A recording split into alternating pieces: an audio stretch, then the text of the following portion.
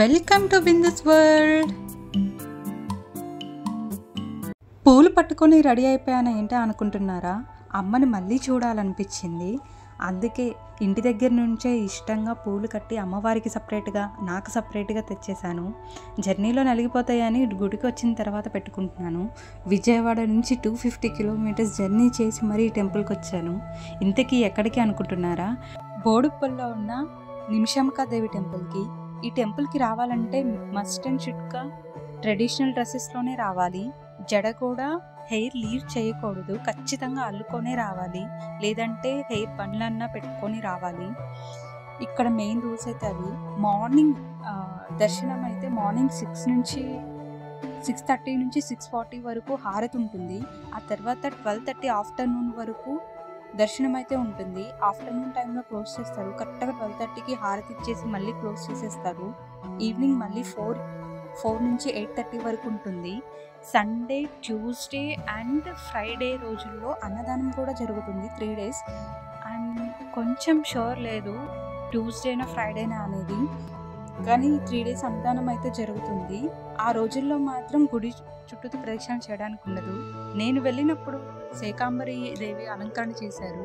చూడడానికైతే 2 కళ్ళు సరిపోలేదు. నాకైతే కళ్ళమ్మ నీళ్ళు కూడా వచ్చేసాయి చూస్తూ. ఇదంతా చూసిన తర్వాత నాకు విజయవాడ దుర్గమ్మ టెంపుల్లో కూడా ఇలాగే ఆషాఢ మాసంలో శాకంబరి అలంకరణ చేస్తారు కదా అనిపించింది. అప్పట్లో స్కూల్ మానేసి మరీ ఆ అలంకరణ చూడడానికి మా స్కూల్ నుంచి వచ్చేవాళ్ళం ఫ్రెండ్స్ అంతా కలిసి.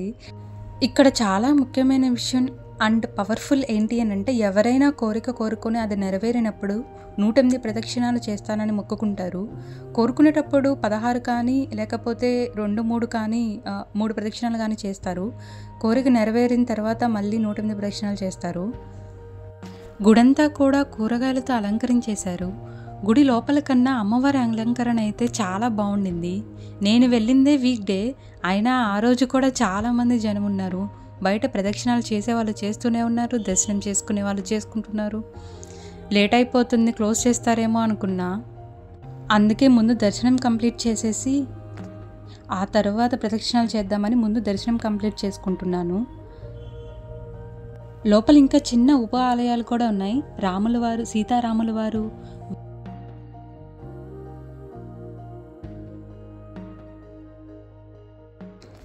వినాయకుడు అలంకరణ అయితే నాకు చాలా ముద్దుగా బుజ్జిగా అనిపించింది.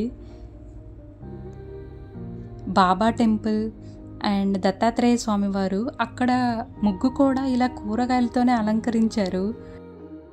ప్రసాదం అయితే తినేసి గుడిలో ప్రదక్షిణాలు చేయడానికి అయితే రెడీ అయిపోతున్నా.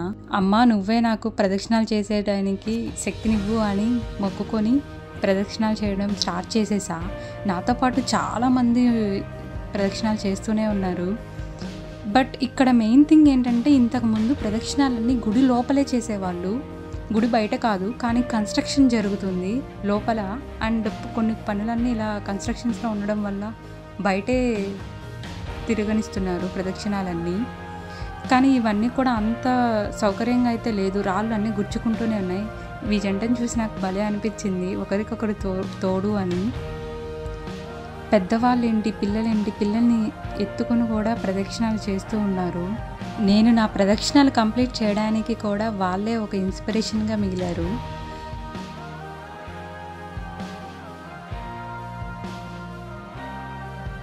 నా ప్రదక్షిణాలు అయిపోయేటప్పటికి లాస్ట్ హారతి ఇచ్చి టెంపుల్ కూడా క్లోజ్ చేసేసారు. కానీ ప్రదక్షిణాలు బయట నుంచి చేస్తున్నాం కాబట్టి అవి మాత్రం కంటిన్యూగా చేసేసుకుంటున్నాము. ఇదివరకు లోపల అయితే ఇలా చేయడానికి అయ్యేది కాదు. టెంపుల్ క్లోజ్ చేస్తే ఖచ్చితంగా క్లోజింగ్ అయిపోతుంది ప్రదక్షిణాలు కూడా, ఈలోపే చేసుకోవాలి. ఆ రోజు క్లైమేట్ కూడా చాలా చల్లగా ఉంది, గాలి మాత్రం చాలా వేగంగా వీస్తూ ఉంది. నాకు అది కూడా హెల్ప్ అయ్యింది ఒకటి. కానీ ఎప్పుడూ నేను చేయలేనిది ఇప్పుడు సాధించాలని ఏదో ఫీలింగ్. అసలు నా వల్ల కాదు అనుకున్నది కూడా అమ్మ దయ వల్ల కంప్లీట్ చేసేసా. ప్రదక్షిణాలన్నీ అయిపోయినాక ఇలా చేతులు చూసుకుంటే ఏంటో చాలా టైట్ తంతున్నాయి, చాలా ఉబ్బిపోయినట్టు ఉన్నాయి. మేబీ బ్లడ్ సర్క్యులేషన్ బాగా జరగడం వల్ల అనుకుంటా. మీకు ఎప్పుడైనా ఇలా ప్రదక్షిణాలు చేసినప్పుడు జరిగిందా? నాకైతే ఇదే ఫస్ట్ టైం. అసలు నేను ప్రదక్షిణాలు చేసిందే ఇప్పుడు అనుకోండి. మార్నింగ్ 11:30కి స్టార్ట్ చేస్తే 2:30, 2:40 అయిపోయింది. ఆఫ్టర్నూన్ బాగా ఆకలేస్తుందని చెప్పి ఒక రెస్టారెంట్కి వెళ్ళాం, పీజీకి వెళ్ళే దారిలో. ఇది మాకు దగ్గరలో ఉంటుంది, కానీ ఇది కూడా అండర్ కన్స్ట్రక్షన్లో ఉంది ఇప్పుడు. ఏంటో ఈరోజు నేను వెళ్ళినవన్నీ అండర్ కన్స్ట్రక్షన్స్లోనే ఉన్నాయి. అస్సలు ఓపిక లేదు. పాపం ఆవిడే నాకు ప్లేట్ కూడా క్లీన్ చేసి పెడుతుంది. అస్సలు టేబుల్ మీద అలా వాలిపోతున్నా ఓపిక లేక. గబగబా సర్వ్ చేసేస్తున్నారు. నాకైతే బాగా ఆకలేస్తుంది, ఓపిక లేదు. ఒక స్టార్టర్ అయితే చెప్పేసేసి అది తినేసి కంప్లీట్ చేద్దామని చూస్తూ ఉన్నా. అంత ఆకలేసినా ఏంటో అస్సలు ఫాస్ట్గా తినలేకపోయాను నేనైతే.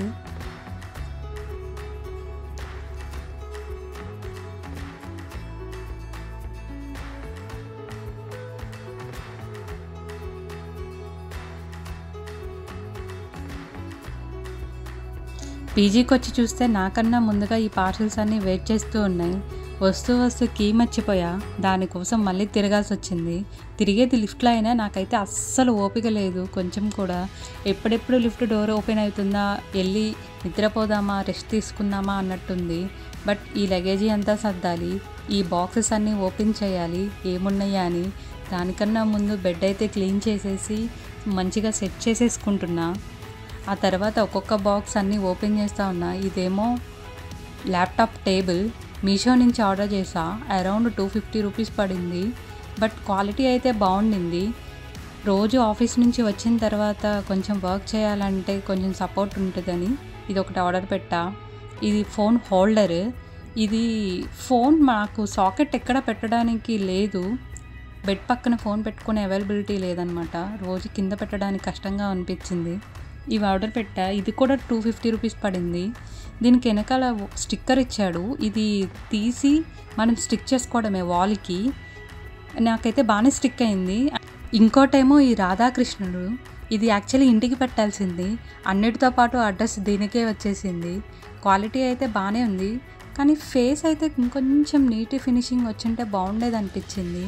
ఎంతైనా రాధాకృష్ణుడు ఎక్కడున్నా బాగుంటుంది. సరే ఉంచేసా. కాళ్ళు బాగా నొప్పులు పుట్టడంతో రాక్ సాల్ట్ లేదని హాట్ వాటర్లో సాల్టే కింద మెస్లో నుంచి తెచ్చుకొని హాట్ వాటర్లో డిప్ చేసేసా. చాలా రిలాక్సింగ్గా అనిపించింది. ఇంకంతే, ఇది అయిపోయినాక ఫ్రెష్ అప్ అయిపోయి ఇంకా పడుకోవాలి. ఈ రోజుకి ఇంకా సైనింగ్ ఆఫ్ చెప్తూ గుడ్ నైట్, బాయ్ బాయ్.